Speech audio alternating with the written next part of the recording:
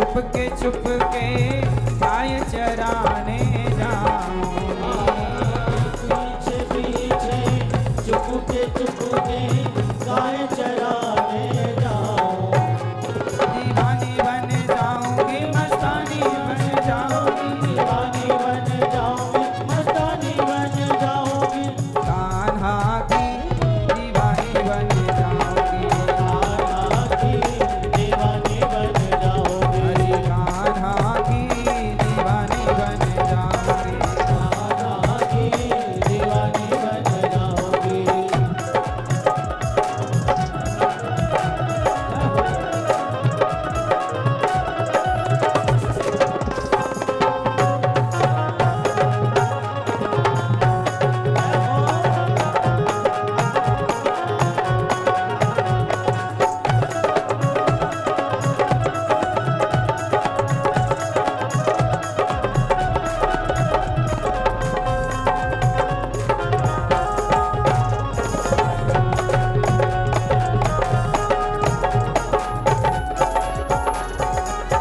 कान्हा मेरो यमुना नहावे, मैं मछली बन जाऊंगी।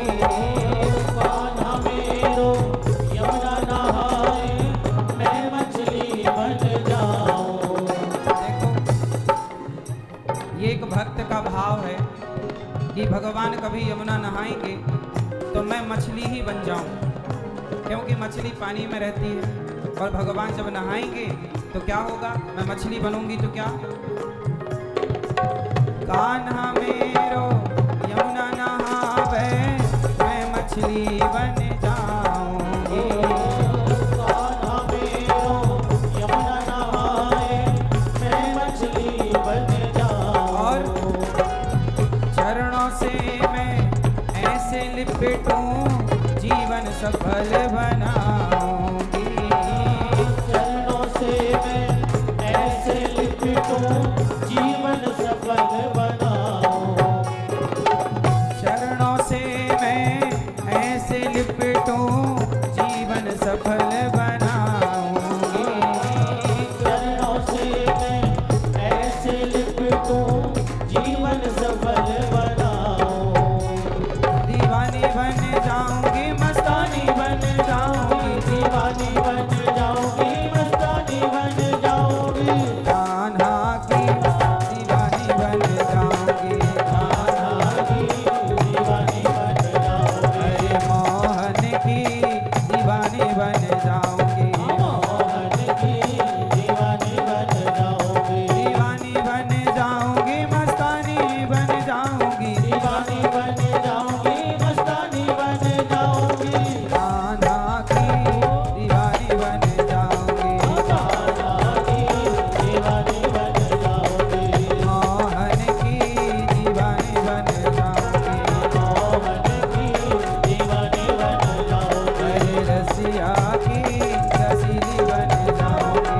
रसीली बन जाऊंगी। दीवानी बन जाऊंगी, मस्तानी बन जाऊंगी। दीवानी बन जाऊंगी, मस्तानी बन जाऊंगी। दीवानी बन जाऊंगी, मस्तानी बन जाऊंगी। दीवानी बन जाऊंगी, मस्तानी बन जाऊंगी। कान्हा की दीवानी बन जाऊंगी।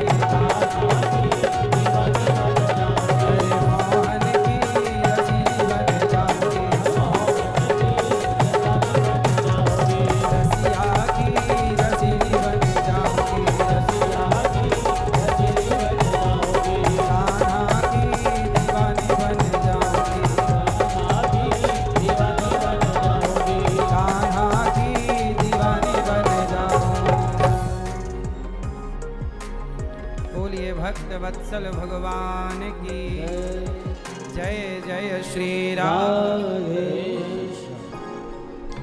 कान्हा मेरो माखन खावे, मैं मिश्री बन जाऊंगी।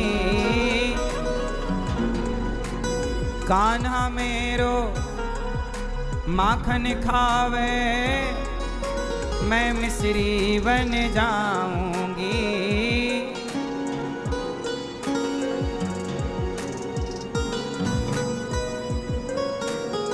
रुचि रुचि कर वो भोग लगावे मैं उसमें रम जाऊंगी। जब कान्हा माखन खाए तो मैं मिश्री बन जाऊं, यमुना नहाए तो मछली बन जाऊं, और जब गैया चराए तो ग्वालिन बन जाऊं। जब भगवान अपनी लीला करें तो मैं उस लीला में सम्मिलित हो जाऊं। देखो, भगवान का भक्त यही चाहता है कि मैं भगवान की लीला में सम्मिलित रहूं, अंग संग रहूं, साथ में रहूं।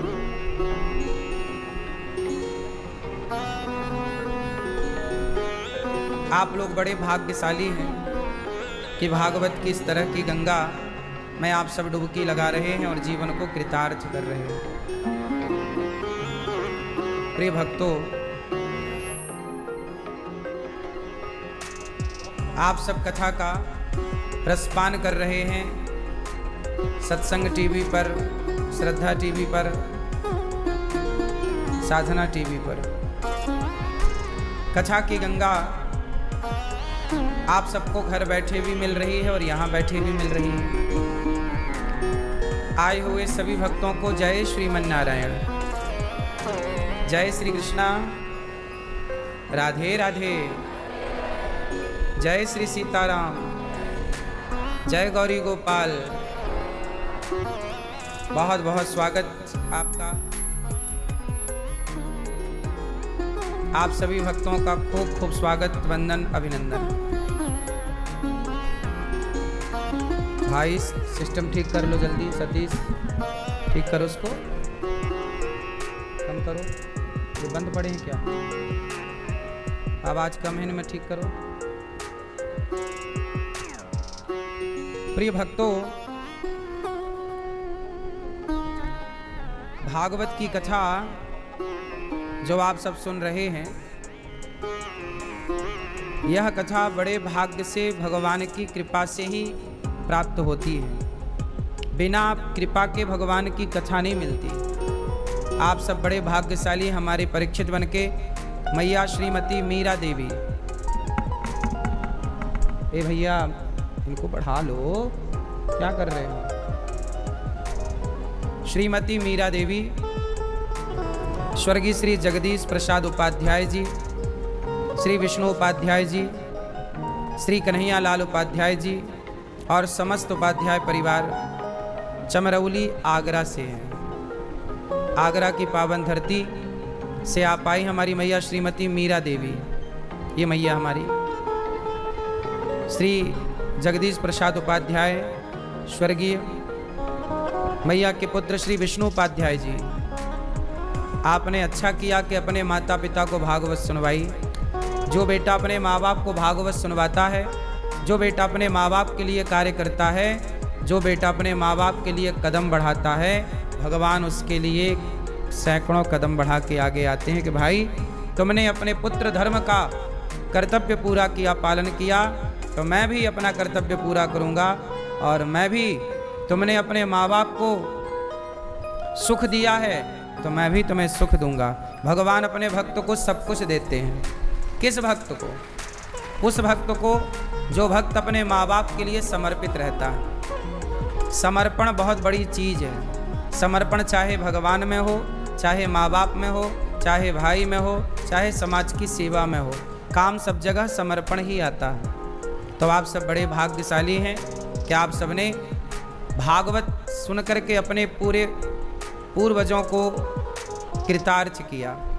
भागवत सुनने वाला व्यक्ति कभी दुखी नहीं रहता, सदा उस पर भगवान की कृपा बनी ही रहती है। आपने जो कार्य किया है सराहनीय है। आपने अपने पुण्य से 21 पीढ़ी को तार लिया। भागवत कितनी पीढ़ी को तारती है? 21। भागवत सुनने से हमारे पितरों की सदगति हो जाती है। अभी यहाँ भागवत जी के पोथी पाठ भी बैठे हैं। 186 पाठ आज यहाँ बैठे हैं और यह 109वां अष्टोत्तर प्रारंभ हुआ है आज से गौरी गोपाल में। यहाँ पर आज भागवत जी के पोथी पाठ बैठे आप सब यजमान बन करके बड़ दूर दूर से आए और किसी ने अपने पिता के लिए, किसी ने पुत्र के लिए, किसी ने भाई के लिए, किसी ने अपने किसी अपनों के लिए भागवत जी का पाठ कराया, तो किसी ने सुख शांति के लिए कराया, किसी ने अपने कल्याण के लिए कराया, तो किसी ने संतान की प्राप्ति के लिए कराया। जो भी आप भागवत श्रवण करते हैं, जिस कामना से करते हैं, भागवत जी आपकी पूरी जो कामना है उसे पूरा जरूर करती हैं। कितना भी बड़ा पापी हो, भागवत सुनने से तर ही जाता है। कोई भी कामना हो, कोई पूरी करे ना करे, पर भागवत जी आपकी कामना जरूर पूरी करती हैं। इसलिए कामनाओं को लेकर भी यदि आप बैठे हैं तो भागवत जी आपकी समस्त कामनाओं को पूरा करती हैं। जीवन में भागवत अवश्य सुनना चाहिए, इसी बात को आपने सिद्ध किया है, सार्थक किया है। प्रिय भक्तों, आप लोग भी अपने पितरों के लिए भागवत जी का पाठ कराना चाहें तो 6 जून से लेकर 12 जून तक फिर भागवत जी के यहाँ पर पोथी पाठ बैठेंगे। आप भी अपने पितरों के लिए, पूर्वजों के लिए कार्य कर सकते हैं। हमारे श्री वासुदेव, कृष्णा, शिवराम, कोकिला, शांतिबाई, गीता देवी, सांगोले समस्त परिवार तिमरनी हरदा MP से हैं। आपने यहाँ गौरी गोपाल आश्रम की सेवाओं को देखकर वृद्ध माओं के लिए, संतों के लिए आपने 2 लाख रुपए का सहयोग किया है। एक बार ताली बजा करके पूरे परिवार का धन्यवाद करते हैं। गौरी गोपाल आश्रम सेवाओं के लिए जाना जाता है पूरी दुनिया में, और आप लोग यहाँ आकर के देखते भी हैं। आओ अब कथा की गंगा में डुबकी लगाते हैं और प्रेम पूर्वक अपने आप को भगवान की चर्चा से जोड़ते हैं। भागवत 18,000 श्लोकों का ग्रंथ है। भागवत जी कितना विशाल ग्रंथ है। कितने श्लोक हैं? कितने श्लोक हैं भैया? सब चालू है? चेक करो, सब चालू है? कितने श्लोक हैं भागवत जी में? 18,000, 335 अध्याय हैं। भागवत जी में 12 स्कंध, 12 स्कंध। भागवत किसने सुनाई थी सबसे पहले? भागवत किसने किसको सुनाई सबसे पहले? पता है आपको? क्यों मैया? भागवत किसने सुनाई, किसको सुनाई? सबसे पहले भगवान नारायण ने ब्रह्मा जी को सुनाई। भागवत सबसे पहले किसने किसको सुनाई? भगवान श्रीमन नारायण ने किसको सुनाई? ब्रह्मा। ब्रह्मा कौन है? भगवान के पुत्र हैं। नारायण के पुत्र कौन? ब्रह्मा।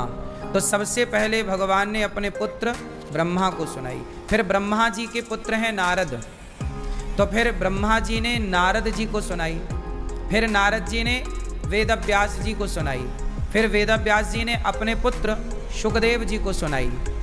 इससे ये अर्थ निकला कि आप हर माँ बाप का परम धर्म, परम कर्तव्य है कि आप लोग अपने पुत्र को भागवत जरूर सुनवाएं। क्या सुनवाएं? किसको सुनवाएं? आप अपने पुत्र को भागवत जरूर सुनवाएं। क्यों? स्कूल में शिक्षा है। स्कूल में क्या है? क्या है? स्कूल में शिक्षा है, पर भागवत में संस्कार हैं। बच्चे स्कूल से शिक्षा पाएं और भागवत से संस्कार पाएं, बैलेंस बना रहेगा।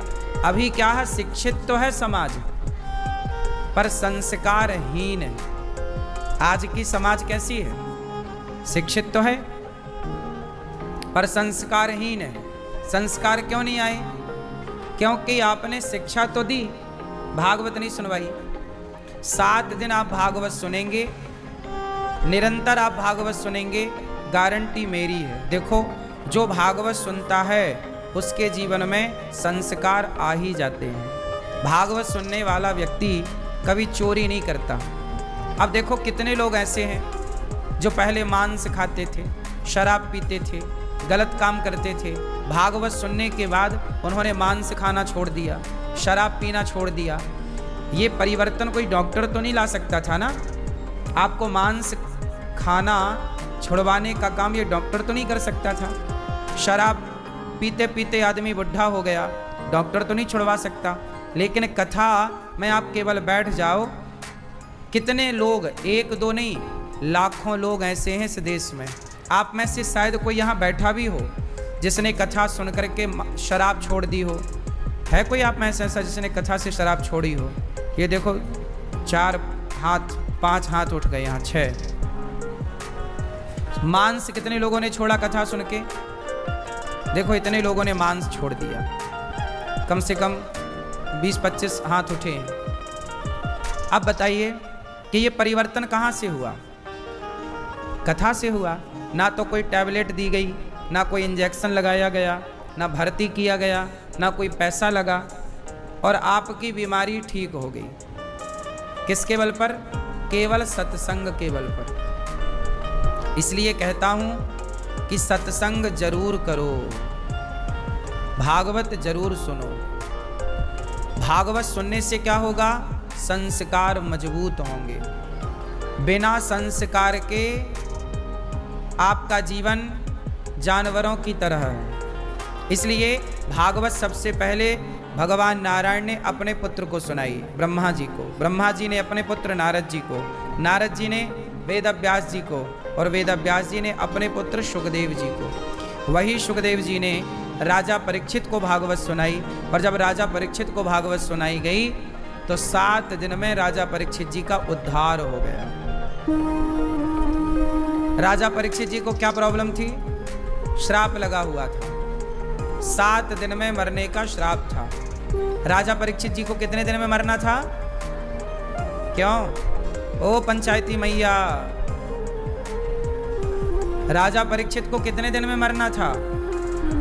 कितने दिन में? 7। जिसे 7 दिन में मरना हो वो क्या करे? सोचिए, राजा परीक्षित जी के पास केवल 7 दिन थे। भागवत सुनी, उन 7 दिनों में जो काम सारी उम्र में ना कर पाए वो काम 7 दिनों में हो गया। आप सारी पढ़ाई पढ़ लो, सारी जिंदगी पढ़ो, सारी जिंदगी में जो ना सीख पाओगे वो 7 दिन की कथा में सीख जाओगे। ये कथा का प्रभाव है। सत्संग कोई कंटिन्यू करे, निरंतर।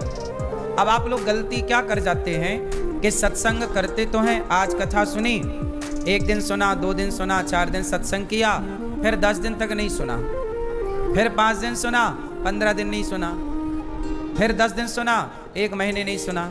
आप लोग ये गलती करते हैं। बताओ, आज हमने भोजन किया, अब 4 दिन नहीं करेंगे, कैसा है? आज हमने पानी पी लिया, अब 4 दिन नहीं पिएंगे, कैसा है? पानी रोज पीना पड़ता है, भोजन रोज करना पड़ता है। शरीर की जरूरत भोजन है, शरीर की जरूरत पानी है या नहीं? क्या बिना पानी और बिना भोजन के शरीर चलेगा? उत्तर दो। जैसे पानी और भोजन शरीर की आवश्यकता है, उसी तरह मन की, बुद्धि की, आत्मा की आवश्यकता सत्संग है। शरीर को रोटी चाहिए, फल चाहिए, दाल सब्जी सलाद चाहिए। ऐसे ही आत्मा को, मन को, बुद्धि को सत्संग चाहिए। सत्संग क्या होगा? सत्संग करने से, सत्संग करने से मन शांत होता है। मन शांत होगा तो आत्मा को शांति मिलेगी, बुद्धि को शांति मिलेगी, चित्त को शांति मिलेगी। अब क्या है, रोटी खा के शरीर तो शांत हो जाता है, लेकिन आपने शरीर का आहार तो दिया, पर मन और आत्मा का आहार आपने दिया ही नहीं। समझो ना, शरीर का आहार है भोजन, और आत्मा और मन का आहार है भजन। भोजन भजन, बोलो भोजन भजन, भोजन भजन। भोजन में लगी है मात्रा। बताओ, भोजन में कौन सी मात्रा लगी है? ओ की मात्रा। भा में ओ की मात्रा, भो मात्रा लगी है। भोजन में लगी है मात्रा, जबकि भजन में कोई मात्रा नहीं है। भजन है कोई मात्रा? इसका मतलब है कि भोजन करो तो मात्रा से करो। ज्यादा खाओगे बीमार पड़ जाओगे। भोजन करो तो मात्रा से करो, और भजन करो तो बिना मात्रा का करते रहो। कोई इसकी हिसाब किताब नहीं, कितना ही होना चाहिए, जितना अधिक से अधिक। भोजन अधिक कर लोगे मर जाओगे, बोलो हाँ।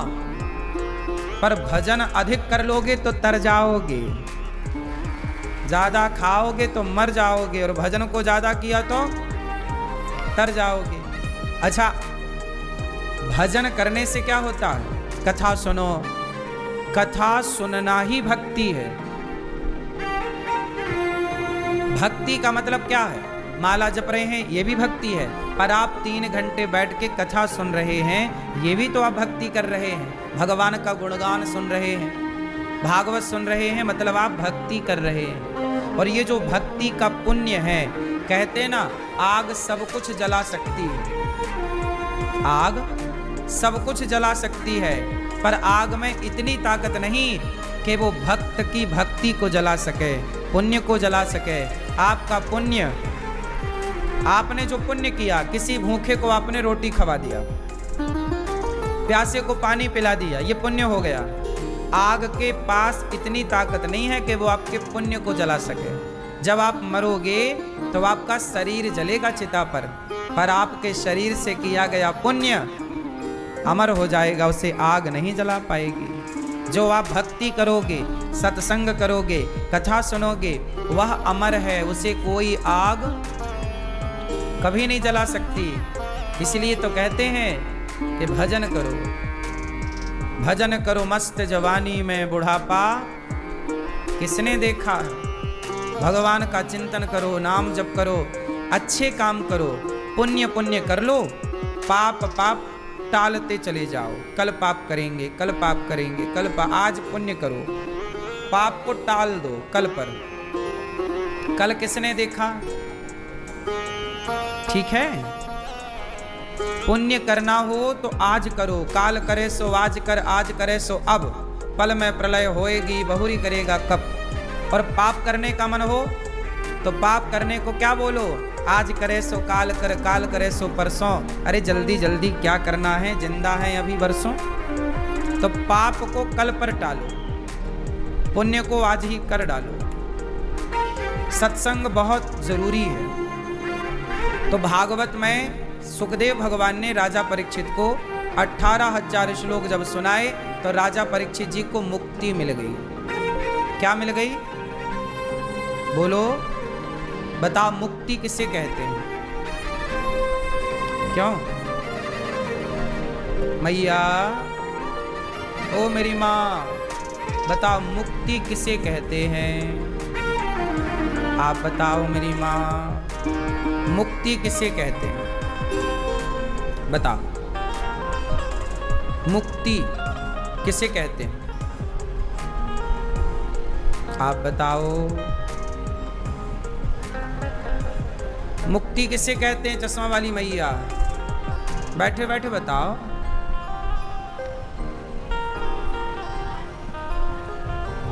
अच्छा, मुक्ति मरने के बाद मिलती है कि जिंदा भी मिल सकती? के लिए कमाओ, किसी प्यासे की प्यास बुझाने के लिए कमाओ। इसलिए पैसे ना कमाओ कि पैसे कमा के तुम एक बंदूक खरीदो और जाके ठाठा करके मार दो किसी को। भाई पैसे से रोटी भी आती है और बंदूक भी आती है। बोलो हाँ, फ्री में ना बंदूक मिलेगी ना रोटी मिलेगी। अब पैसे सब कमा रहे हैं, पैसे तो देखो हम भी कमाते हैं, लेकिन हम पैसे कमाते हैं और देखो गौरी गोपाल में हजारों लोग निःशुल्क पेट भर भोजन करते हैं, सबका प्रसाद चलता है, यहाँ रोटी बंटती है। तो पैसे कमाओ, हॉस्पिटल बनाओ, मरीजों की सेवा करो। आदमी ना जब पैसे कमाता है तो वो अंधा हो जाता है, उसे पैसा दिखता है। अब ये बताओ कि जितने पैसे वाले हैं इनके पास क्या कमी है? ये अपने पैसे का क्या करेंगे भविष्य में? अरे ये अपने पैसे से स्कूल बनाएं, यूनिवर्सिटी बनाएं, हॉस्पिटल बनाएं, भूखे के लिए अन्न क्षेत्र चलाएं, यही ना पैसे का उपयोग है। कमा कमा के तो रख के टाटा जी भी चले गए, कमा कमा के रख के तो चले गए, कुछ हिस्से में उन्होंने पुण्य किया भी होगा, तो जो पुण्य किया होगा वो पुण्य उनके संग चला गया, बाकी तो सब यहीं धरा रह गया ना। कहते ना खाया पिया अंग लगेगा, खाया पिया, जोर से, खाया पिया अंग लगेगा, दान दिया संग चलेगा, और बचे खुचे में जंग लगेगा। यही रीति है, ये संसार की सत्यता यही है कि खाओ पियो अंग लगे, दान दो तो संग चले, और बचे खुचे पे अब देख ले।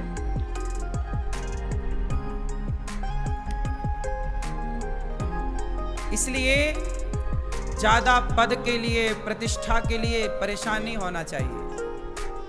जो मिल जाए, काम करो, मेहनत करो, पैसे कमाओ, जितना मिल रहा है, जो प्राप्त है उसे पर्याप्त मान करके ईश्वर का धन्यवाद दो।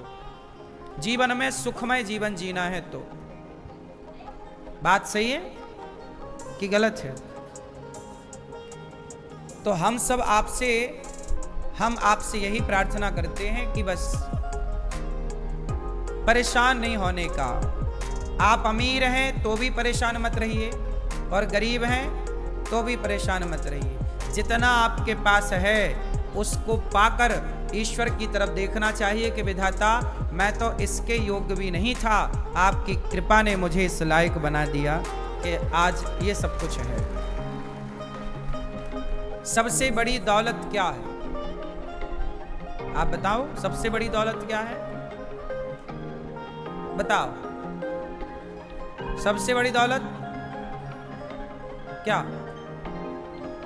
सबसे बड़ी दौलत तो है, जैसा कि हर बार हम बताते हैं, संतोष। लेकिन यहां एक चीज और आपके लिए समझनी है, और वो केवल ये है कि सबसे बड़ी दौलत है आज्ञाकारी पुत्र और आज्ञाकारी पत्नी और चरित्रवान पुरुष। यदि आपका पति चरित्रवान है, जितनी स्त्रियां यहां बैठी हैं, आपका पति यदि चरित्रवान है, मतलब आपके सिवा वो किसी और स्त्री को नहीं देखता गलत नजर से। यदि आपका पति चरित्रवान है, आपकी पत्नी चरित्रवान है और आज्ञाकारी है, और आपका बेटा भी आज्ञाकारी है, बेटी भी आज्ञाकारी है, तो आप इस धरती में सबसे अमीर हैं यदि आपकी पत्नी, पति, पुत्र ऐसे हैं। और आपका बेटा आज्ञाकारी ना हो, आपकी बेटी आज्ञाकारी ना हो, आप बुलाओ यहां, वो जाए वहां, तो फिर वो माँ बाप बड़े गरीब हैं जिसकी संतान आज्ञाकारी नहीं। इसलिए हम आपसे कहते हैं कि अमीरी पैसों से नहीं होती। चलो बताओ, धन किसे कहते हैं? दादाजी बताएंगे हमारे, धन किसे कहते हैं? आप हैं? क्या कह रहे हैं? धन किसे कहते हैं? सुनो, कोई कागज के टुकड़ों को धन कहता है, किसी के लिए पैसा धन है, बोलो हाँ। किसी के लिए जमीन जायदाद धन है, किसी के लिए सोना और चांदी धन है, बोलो हाँ। किसी के लिए गाय, घोड़ा, बकरा, बकरी धन है, किसी के लिए पेड़ पौधे धन है। क्यों? लेकिन सबसे बड़ा धन क्या है? चलो बताओ, लता जी के पास कौन सा धन था? वो ज्ञानी थी। किसका ज्ञान था? संगीत का। तो आपके पास संगीत का ज्ञान है तो आप धनवान हो या नहीं? बोलो। यदि आपके पास धन है, अब किसी के पास वो डॉक्टर है, अब डॉक्टर के पास क्या है, कुछ नहीं होता, वो आपका हाथ पकड़ता है बस यहां, बोलो हाँ। उसके पास धन क्या है, उसका ज्ञान, उसकी विद्या। डॉक्टर का धन है उसकी विद्या, इंजीनियर का धन है उसकी विद्या, संगीत लता जी का धन है उनकी विद्या, रफी जी का धन है उनकी विद्या, हमारा धन है हमारी विद्या, आपका धन है आपकी विद्या। कुल मिलाकर के पैसे को धन नहीं कहते, बल्कि विद्या को ही धन कहते हैं। यदि आप विद्वान हैं तो आप धनी हैं। क्यों मेरी मां? ये कागज के टुकड़े तो कमाया जा सकता है ना, यदि मेरे पास विद्या का धन है, बोलो, तो पैसे कमाए जा सकते हैं, जमीन जायदाद बनाई जा सकती है, और मेरे पास विद्या ही नहीं है, तो फिर कहां से कागज के टुकड़े आएंगे, कहां से जमीन जायदाद आएगी? क्यों मैया बात सही है? इसलिए पैसा धन नहीं है, बल्कि ज्ञान ही धन है। इसलिए बच्चों को ज्ञानी बनाओ। क्यों? टैलेंट, योग्यता, काबिलियत, यही ना धन है। अब मेरे से कुछ ना आए, मेरे से कुछ ना आए, तो जब कुछ नहीं आता मेरे से, तो ये पैसा भी कैसे आता मेरे पास? मेरे से कुछ आता है, इसलिए तो मेरे पास पैसा भी आता है। मेरे से कुछ नहीं आता, तो मेरे पास पैसा क्यों आता? इसका मतलब है पैसा बड़ा नहीं है साहब, मेरी काबिलियत, आपकी काबिलियत बड़ी है। कीमत पैसों की नहीं है। अच्छा डॉक्टर होगा, काबिल डॉक्टर होगा, तो आप उस डॉक्टर को 5,000 रुपया ज्यादा देने का बोल देंगे, भैया ज्यादा ले ले पैसा, आप अच्छे ठीक कर दो बस। हाँ या ना? फिर तो काबिलियत ना धन है। इसलिए आजकल के लोग पैसे को धन मानते हैं, हम लोग पैसे को धन नहीं मानते, हमारी तो विद्या ही हमारा धन है। बच्चों को पढ़ाओ, लिखाओ, काबिल बनाओ। काबिलियत, आपके पास नौकरी है, तो नौकरी दो तरह से होती है। एक तो नौकरी होती है कि आप में काबिलियत है तो आपको नौकरी मिली। जैसे ये कैमरामैन है भाई, इसको कैमरा चलाना आता है तो इसे काम मिला, कैमरा चलाना नहीं आता तो काम कैसे मिलता? तो इसको नौकरी मिली है इसकी काबिलियत के बल पर। बोलो हाँ, काम मिला है इसकी काबिलियत के बल पर। तो काबिलियत होनी चाहिए। यदि आप किसी के यहां काम भी करते हैं तो आप में काबिलियत हो। अब आपके अंदर काबिलियत कुछ नहीं है तो काम कहां करोगे? सामने वाला क्या कराएगा आपसे? कुछ काम देते हैं आपको, आप कर ही नहीं पाते। भाई आपकी खुद की काबिलियत क्या है ये बताओ। यदि आपके अंदर काबिलियत है तो आप जहां जाओगे वहां आप अपना कुछ करके दिखाओगे, पर आप कुछ भी नहीं कर पा रहे हैं तो फिर कितने दिन रहोगे? कौन कितने दिन रखेगा आपको? इसलिए आप किसी पर बोझ मत बनिए। आज हमारी जनता जो है, हमारे देश में 150 करोड़ लोग रहते हैं। 150 करोड़ लोगों में अधिक लोग कैसे हैं? बोझ बन के रहते हैं। किस पर बोझ हैं? अपने माँ बाप पर ही बोझ है। कुछ नहीं कमाते, कुछ नहीं करते, कुछ काबिलियत नहीं है, बाप के टुकड़ों पर पलते रहते हैं। पापा बच्चे की फीस भरनी है, जरा 3,000 रुपए दे दो। बच्चा तुम्हारा है, फीस भर रहे हैं दादाजी। अरे जब तुमने बच्चा पैदा कर लिया तो फीस भरने की काबिलियत भी तो ले आते ना। पहले फीस भरने की काबिलियत ले आओ, फिर बच्चे पैदा कर लेना। बच्चा पैदा करना जल्दी पैदा कर लेते हैं और अभी कमा धमा कुछ नहीं रहे, ये बोझ है। इसके चक्कर में क्या होता है कि आप लोग परेशान रहते हैं, आर्थिक रूप से आप लोग बड़े परेशान रहते हैं, क्योंकि घर में कमाने वाला एक होता है और खाने वाले 4 होते हैं। हर आदमी, पुरुषों की बात कर रहा हूं मैं, स्त्रियां तो कमाती हैं, बढ़िया प्लस है वो, पर मैं हर मर्द की बात करता हूं। तुम यदि 20 साल के हो गए तो बस 20 साल की उम्र होते ही आपको कमाने लग जाना चाहिए। पढ़ो भी और कमाओ भी, अपने खर्चे खुद निकालो। भाई डिग्रियां बनाना यदि ये पढ़ाई है तो पैसे कमाना क्या ये पढ़ाई नहीं है? बोलो, पढ़ते हुए पैसे कमाना क्या ये सिर्फ पढ़ाई नहीं मानते आप लोग? फिर आज हमारे देश की स्थिति क्या है आप बताओ। हमारे देश में अभी आईपीएल चल रहा है, क्रिकेट। ये बताओ, चाइना में क्रिकेट होता है? चाइना में कोई क्रिकेट टीम है? जोर से।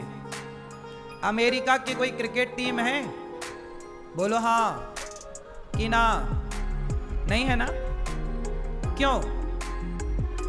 जिनकी अर्थव्यवस्था अच्छी है उन्होंने क्रिकेट टीम नहीं बनाई, क्योंकि वो बुद्धिमान है। चाइना कहेगा कि मैं अपने बच्चों को जितना टाइम क्रिकेट देखने में वेस्ट कराऊंगा उससे ज्यादा पैसा कमा सकते हैं ये बच्चे काम करके। आज वो देश आगे निकल गया, चाइना।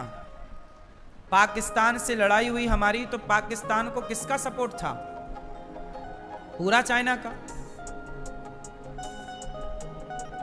पीओके पे पूरा चाइना ने अपना इन्वेस्ट कर रखा है, इसलिए हम कब्जा उस पर नहीं कर पा रहे हैं।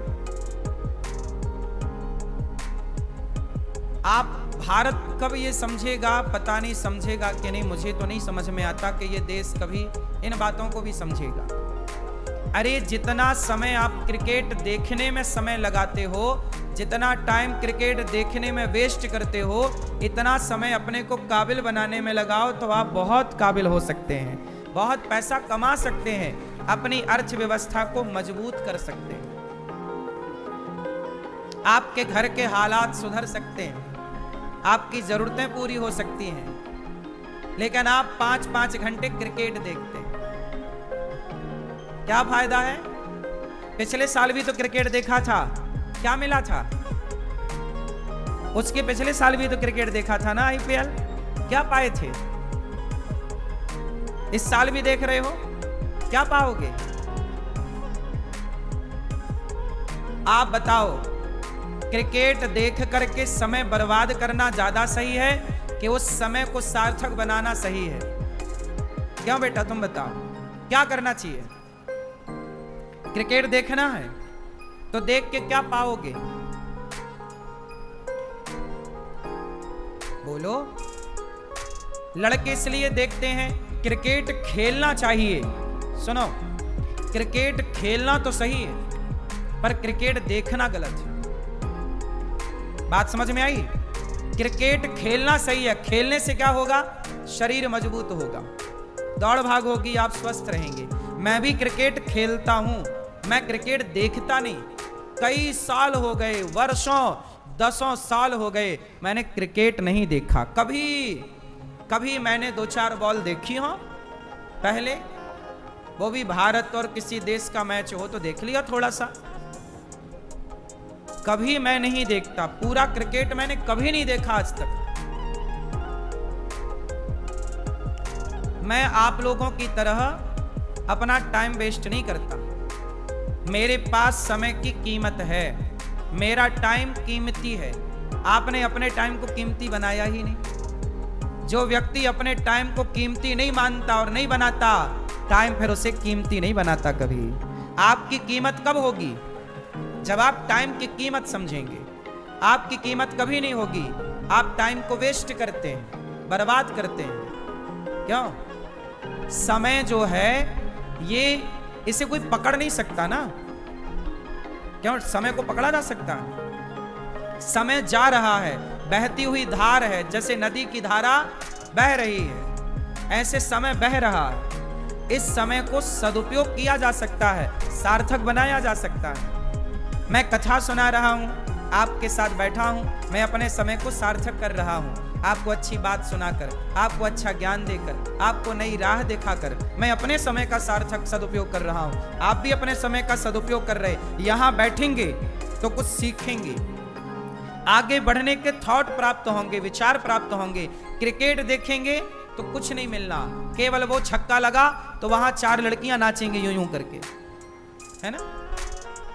कोई आउट हुआ, कौन आउट हुआ उन्हें कोई मतलब नहीं, उन्हें नाचने से मतलब। इसलिए समझदार कौन? समय के पास इतना समय नहीं है कि समय आपको फिर से समय दे सके। समय के पास इतना समय नहीं है कि समय आपको फिर से समय दे सके। इसलिए जो समय मिला है उसे सार्थक कर लेना आपकी समझदारी है, और उसे बर्बाद कर देना आपकी सबसे बड़ी मूर्खता है। क्यों? समझ में आई? तो क्रिकेट देखना सही है या गलत है? जोर से। कितने लोग इसे सही मानते हैं और कितने लोग गलत, कितने लोग मानते हैं? क्रिकेट देख के समय बर्बाद करना कितने लोग इसे गलत मानते हैं? लेकिन आप देखिए कि हमारे सारे युवा लड़के लड़कियां, आज सारी युवा पीढ़ी क्या कर रही है? केवल एक काम है, क्रिकेट देखना। सोचिए, लाखों लड़के क्रिकेट देख रहे हैं। ये लाखों लड़के 5-5 घंटा एक्स्ट्रा काम करते तो घर की आर्थिक अर्थव्यवस्था अच्छी हो जाती है। 5 घंटे तुम काम भी करते ना कहीं तो कुछ पैसे आ जाते, उससे तुम्हारे घर में आर्थिक स्थिति अच्छी हो जाती। क्यों जी? बात सही है। मजदूर 8 घंटे कमाता है, 7 घंटे 8 घंटे काम करता, 500 मिल जाते हैं। तुम 5 घंटे भी काम करते तो मतलब 300 रुपए तुम्हारे मजदूरी के हिसाब से, तुम टैलेंटेड हो, कुछ काबिलियत है तो तुम 1000 रुपए भी कमा सकते हो उस 5 घंटे में। बोलो हाँ। तुम में और काबिलियत है तो 5 घंटे में आप 5000 भी कमा सकते हो, हाँ या ना? तो जो समय आप पैसे कमाने में लगने चाहिए थे आपके, वो समय आपने फिजूल में खर्च कर दिया। और आप कहते हो कि हम पढ़े लिखे हैं। इसे पढ़ा लिखा नहीं कहते दोस्तों, इसे गंवार कहते हैं हमारी सामान्य भाषा में। तुम गंवार हो एक नंबर की। जो अपने टाइम को बर्बाद करे वो सबसे बड़ा गंवार है। सबसे बड़ा समझदार वो जो अपने हर सेकंड का सदुपयोग करना जाने। क्यों जी? बात सही है। क्या कहते हैं आप? समय को गंवाना सही है कि सार्थक करना सही है? फिर कितने लोग मेरी बात से सहमत हैं? तो अपने छोरा छोरियों को मेरी बात सुनाना कि टाइम बर्बाद ना किया करे। समय बड़ा बलवान है, समय जिताता है और समय हराता है। कहते ना, अर्जुन जीत गए महाभारत, पर महाभारत जीतने वाले अर्जुन हार गए जंगल के कोल भीलों से। क्यों हार गए? पुरुष बली नहीं होत है, समय होत बलवान, भीलन गोपी लूट लई, वही अर्जुन वही बाण। कल आपका समय अच्छा था, आप जीत गए। समय बुराया, हार गए। ना आप कभी जीतते हैं ना आप कभी हारते हैं, हमेशा समय जिताता है, हमेशा समय हराता है। लोगों को गलतफहमी हो जाती है कि हम जीत गए, हम नहीं जीते, हमारा समय सही है बस। और समय जरा विपरीत होगा तो आप तो होंगे, पर आप वहां ना होंगे जहां थे, क्योंकि तब समय था, अब समय नहीं। इसलिए आपकी कोई वैल्यू नहीं है, आपके समय की वैल्यू है। बात सही है? इसलिए समझदार बनो। अर्जुन हार गए जंगल के भीलों से, वही गांडीव, वही अर्जुन, वही बाण हार गए, क्योंकि वो समय कुछ और था, ये समय कुछ और है। समय समय पर होता है, समय समय की बात। समय समय पर होता है समय समय की बात। राम जन्म का दिन बड़ा और कृष्ण जन्म की रात। ये समय समय की बात है कि कभी का दिन बड़ा होता है, सर्दियों में रात बड़ी होती है, तो गर्मियों में दिन बड़ा होता है। क्यों मेरी माँ? सर्दियों में क्या बड़ी होती है? रात, और गर्मियों में दिन बड़ा है। तो ये समय की बात है। घंटे 24 ही हैं, पर 24 घंटे में कभी दिन बड़ा होता है तो कभी रात बड़ी होती है। इसलिए खेल रात दिन का नहीं है, खेल तो समय का। वही रात रोज होती है, वही दिन रोज होता है, पर कोई समय उसे बड़ा बना देता है तो कोई समय उसे, फिर खेल किसका है? इसलिए समय को समझो, टाइमिंग को समझो। आप एग्जाम देने जाते हैं मेरे भाई बहन, एग्जाम जब बैठते हो आप टेबल पर तो 3 घंटे होते हैं ओनली। वो 3 घंटे आपका भविष्य बनाने के लिए और बिगाड़ने के लिए बहुत है। वो 3 घंटे तय करेंगे कि आप आगे जाओगे कि पीछे जाओगे। क्या है वो 3 घंटा? वो टाइम है, वो समय है। आपका समय शुरू होता है अब, ये स्टार्ट हो गया। अब कहते ही 1 सेकंड चला गया, कलम पकड़ते ही दूसरा सेकंड चला गया, कागज तक हाथ ले जाते ही 4 सेकंड चले गए। आपका समय शुरू हुआ नहीं, खत्म होना स्टार्ट हो गया। इस 3 घंटे में आपको कुछ दिखाना पड़ता है करके। क्यों जी, बात सही है? और आप लोग 5-5 घंटा क्रिकेट में बर्बाद करते हैं, और खेल 3 घंटे का। आपके एग्जाम कितने घंटे के होते हैं? बोलो। हर एग्जाम आखिरी में टाइम और कम हो जाता है, 2 घंटे के, 1-1 घंटा आखिरी में जब आप फाइनल पर पहुंच जाओगे, कोई एग्जाम देने जाओगे, अपना क्लियर करने जाओगे, तो फिर आपके पास 1 घंटा बचेगा मात्र, 60 सेकंड, 60 मिनट। टाइम कम टाइम पे ज्यादा। कौन बनेगा करोड़पति में क्या होता है? टिक टिक चलता, वो टाइम चलता है। उस टाइम पे आंसर दे पाए तो आप पास, वरना आउट। खेल क्रिकेट तुम देखते हो, आओ तुम्हें हम क्रिकेट समझाएं। क्रिकेट किसका होता है? खेल टाइमिंग का है। बॉल आई, टाइमिंग पे बैट चलाना है, टाइमिंग से जरा मिस हो गई, सीधे स्टंप पे जाके घुस जाती है, आउट। बॉल एक टाइमिंग पे मारना पड़ता है ना बैट से, बैट्समैन टाइमिंग। खेल किसका? क्रिकेट में टाइमिंग से बॉल पे पड़ गया तो छक्का चला गया, टाइमिंग से नहीं पड़ पाई तो कैच उठ गया, आउट। खेल किसका है? हर जगह खेल टाइम का है। बस इतनी सी बात तुम्हारी समझ में आ जाए, बस बात सही है। सच्चिदानंद रूपाय विश्वोत्पत्त्यादि हेतवे तापत्रय विनाशाय श्री कृष्णाय वयं नुमः। सच्चित आनंद, भगवान सच्चिदानंद स्वरूप हैं, विश्व की उत्पत्ति पालन संहार करने वाले। ऐसे भगवान को हम नमस्कार करते हैं। सुखदेव जी का जन्म हुआ। सुखदेव जी, अब देखो ये कथा है भागवत जी। सुखदेव जी का जन्म हुआ, जन्म लेते ही सुखदेव जी चल पड़े। देखो टाइमिंग देखिए, सुखदेव जी का जन्म हुआ और जन्म लेते ही चले गए। कहाँ? जन्म लेते ही बच्चा रोता है, पर सुखदेव जी ने ऐसा नहीं किया। सुखदेव जी का जन्म हुआ और जन्म लेते ही चले। कहाँ? जंगल। क्या करेंगे? तपस्या। क्यों? पिता ने रोका। सुखदेव जी के पिता वेद व्यास जी जब रोके, बेटा पुत्रेति तन्मयतया तरवो विनेदुस, पुत्र रुको रुको रुको रुको रुको। क्या हुआ पिताजी? अरे बेटा तुम पैदा हुए हो, वो कहाँ भाग गए? रुको, तुम थोड़ा बड़े हो जाओ, शादी ब्याह कर लो, बच्चे पैदा कर लो, फिर जाना सब छोड़ छाड़ के। सुखदेव जी बोले नहीं, मैं इस प्रपंच में उलझना नहीं चाहता। पहले मैं उलझूं फिर सुलझूं, तो जब ऑलरेडी सुलझा हूं तो उलझूं क्यों? अभी मैं सुलझा हूं, पहले उलझूं फिर सुलझूं नहीं, इसलिए सुलझा हूं तो सुलझा ही रहूं। मुझे जाने दो तपस्या करने। पुत्र आप अभी मत जाओ। सुखदेव जी बोले पिताजी मैं अपनी माता के पेट में 12 साल रहा। सुखदेव जी अपनी माँ के पेट में कितने दिन रहे? 12 साल। ये कथा कहाँ से शुरू हुई? आओ स्टार्ट कहाँ से हुई, शुरू से सुनते हैं। एक दिन भगवान शंकर माता पार्वती से बोले चलो कथा सुनने चलते हैं।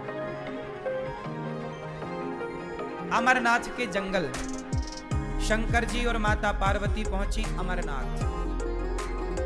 अमरनाथ की यात्रा होती है ना, वहीं अमरनाथ में जहां अमरनाथ भगवान शंकर जी विराजते हैं आज भी, वहीं पर शंकर जी बैठे और माता पार्वती बैठी। शंकर जी कथा सुनाने लगे, पर शंकर जी ध्यान में कथा सुना रहे, आंखें बंद करके। पार्वती जी से बोले कि आप हुंका देती जाना, हमें यह पता लगना चाहिए कि आप जाग रही हो कि सो रही हो। पार्वती जी हुंका देती गई। पार्वती जी को नींद आ गई। माता जी सो गई। बगल में एक तोता था, तोता मिट्ठू। उस तोते ने शंकर जी से सारी कथा सुनी, पर माता पार्वती को नींद आ गई। तो तोते ने कहा कि शंकर जी अब कथा सुनाना बंद कर देंगे, क्योंकि माता जी ने हुंका देना बंद कर दिया। तो तोता ने अपनी भाषा में हुंका देना स्टार्ट कर दिया। हुंका समझते हो? एक राजा था, एक रानी थी, तो हुंका देते गए सुखदेव जी। जब पूरी कथा हो गई तो शंकर जी ने डमरू बजाई, जयकारा लगाई, बोलिए कृष्ण कन्हैया लाल की। तो माता पार्वती की नींद खुल गई। माता जी ने कहा भोलेनाथ आगे क्या हुआ? शंकर जी बोले कथा तो पूरी हो गई। आप कहाँ थी? मैं सो गई थी। शंकर जी बोले आप सो गई थी तो कथा किसने सुनी? हुंका तो बराबर मिला। तब शंकर जी ने अगल बगल झांका तो तोता नजर आ गया, छोटा सुख। शंकर जी ने त्रिशूल निकाला और सुखदेव जी को मारने दौड़े शंकर जी। वो उड़ता उड़ता बद्रीनाथ आ गया। अमरनाथ से बद्रीनाथ आ गया। सरस्वती नदी के किनारे वेद व्यास जी की पत्नी अपने बाल सुलझा रही थी धूप में। उनको जमहाई आ गई। जमहाई आई तो उनका मुख खुला, तो मुख के द्वार से वह तोता गर्भ में जाके प्रवेश कर गया। शंकर जी आए, देवी हमारा चोर यहाँ आया है, आप कृपया उसे हमारे हवाले कर दें। व्यास जी की पत्नी बोली कि शंकर जी आपकी चोरी हो गई। क्या चोरी हो गई आपकी? आपके पास तो कुछ है ही नहीं। तब शंकर जी ने कहा कि हमारे पास है भगवान की कथा और हमारा वही धन है। पायो जी मैंने राम रतन धन। हम भक्तों के पास तो भगवान के नाम के अतिरिक्त, कथा के अतिरिक्त कोई धन दूसरा है ही नहीं। शंकर जी बोले हमारा धन चुरा लिया, कथा पीछे से सुन ली। कौन सी कथा? बोले अमर कथा। व्यास जी की पत्नी बोली हे भोलेनाथ आप कितने भोले हैं। जब तोते ने अमर कथा सुन ही ली तो वो मरेगा कैसे? और आप मार डालोगे तो अमर कथा की फिर महिमा नष्ट ना हो जाएगी कि भाई देखो अमर कथा सुनी पर मर गए। शंकर जी चुपचाप वापस कैलाश चले गए। वो तोता अपनी माँ के पेट में कथा सुना शंकर जी से, और 12 साल तक माँ के पेट में शंकर जी से सुनी हुई कथा का चिंतन करता रहा। भगवान का चिंतन। कथा किसकी सुनी? भगवान की। तो भगवान का चिंतन करते करते 12 साल में वह तोता भगवान के जैसा हो गया। आप जिसका चिंतन करते हैं आप वैसे हो जाते हैं। आप वैसे ही दिखते हैं जिसका आप चिंतन करते हैं। फिर क्या हुआ? 12 साल बाद व्यास जी ने अपने पुत्र से कहा बेटा बाहर निकल आओ, तुम्हारी माँ को बड़ी पीड़ा हो रही है। सुखदेव जी बोले बाहर आऊंगा तो भगवान की माया बड़ी प्रबल है, पकड़ लेगी। तब बाहर नहीं आए। तब भगवान नारायण ने आकर कहा कि सुखदेव बाहर आओ, मेरी माया तुम्हें कभी नहीं पकड़ेगी। तब सुखदेव जी 12 साल बाद बाहर माँ के गर्भ से आए और सीधा तपस्या करने चले गए। तब पिता रोक रहे हैं कि बेटा शादी ब्याह कर लो। बोले नहीं, ये माया बड़ी प्रबल है। आप लोग एक बार उलझते हैं ना तो उलझते ही चले जाते हैं, सुलझते नहीं। जबकि सिस्टम क्या है? उलझना और फिर सुलझना। आप शादी ब्याह करो, बच्चे पैदा करो, बच्चों का ब्याह कर दो, फिर बच्चों से मन हटाओ, आप सुलझ गए। मन भगवान में लगाओ, आप सुलझ गए। लेकिन आपके बेटा बेटी का ब्याह हो जाने के बाद भी आपका मन घर गृहस्थी में लगा रहता है, आप और उलझते चले जाते हैं। पहले आप अपने बारे में सोचते हैं, फिर पत्नी आ जाने से पत्नी के बारे में सोचते हैं, फिर पुत्र हो जाने से पुत्र के बारे में सोचते हैं, और फिर आप अपने बारे में कभी नहीं सोचते। सारी जिंदगी बेटा बेटी के बारे में सोचते सोचते मर जाते हैं। कभी अपने बारे में तो सोच लो। क्यों मेरी माँ? आज आप लोग किसके बारे में सोचते हैं? बोलो। अपने बच्चों के बारे में, अपनी बेटी के। जबकि आपकी बेटी का आपने ब्याह कर दिया, जबकि आपके बेटे का आपने ब्याह कर दिया, तो अब क्यों सोच रहे हो? अब तो आप अपने बारे में सोचो कि आपका कल्याण कैसे हो, आपका भला कैसे हो, आपका ईश्वर से संबंध कैसे जुड़े, आपका रिश्ता भगवान से कैसे जुड़े। आप अपने बारे में नहीं सोचते।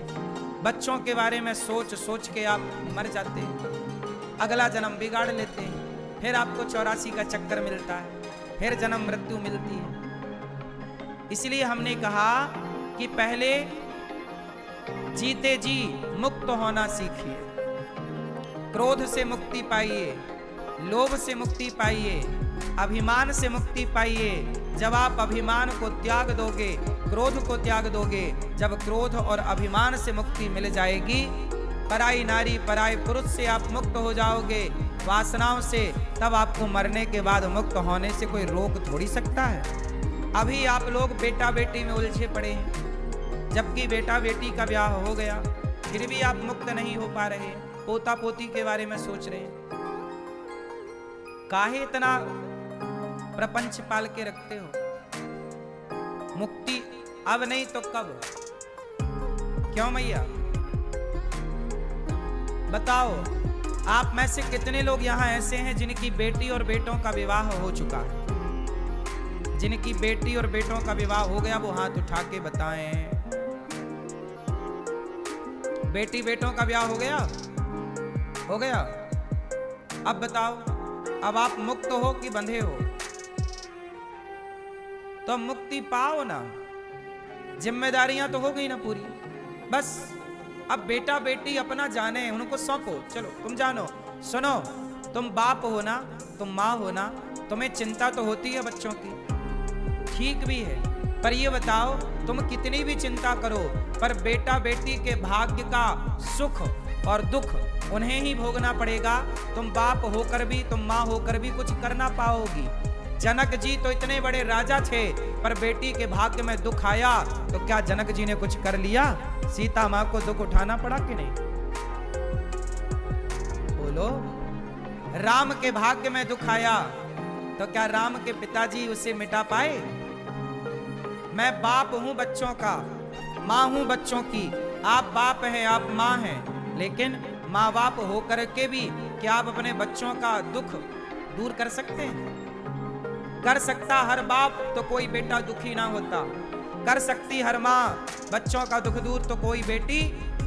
यदि बच्चों का भाग्य माँ बाप बनाते तो किसी बेटी और किसी बेटे के भाग्य में दुख ना होता, लेकिन तुम नहीं बनाते हो, ईश्वर बनाने वाला, और जो बनाया है उसे तुम बदल नहीं सकते। इसलिए चिंता त्याग कर भजन करो, शायद तुम्हारे पुण्य से, तुम्हारे ईश्वर की शरणागति से बेहतर हो जाए भाग्य बच्चों का।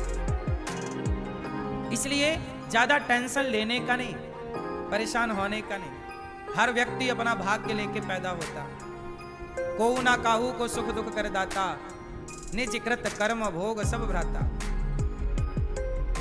मेरे भाग्य का सुख और दुख मुझे भोगना पड़ेगा। आपके भाग्य का आपको भोगना पड़ेगा। ना आपकी मां कुछ कर सकती है, ना बाप कुछ कर सकता। क्यों कर सकता है? कोई कर सकता तो कर लेते ना साहब। भीष्म पितामह के भाग्य का दुख भोगना पड़ा बाणों की सैया पर लेटकर।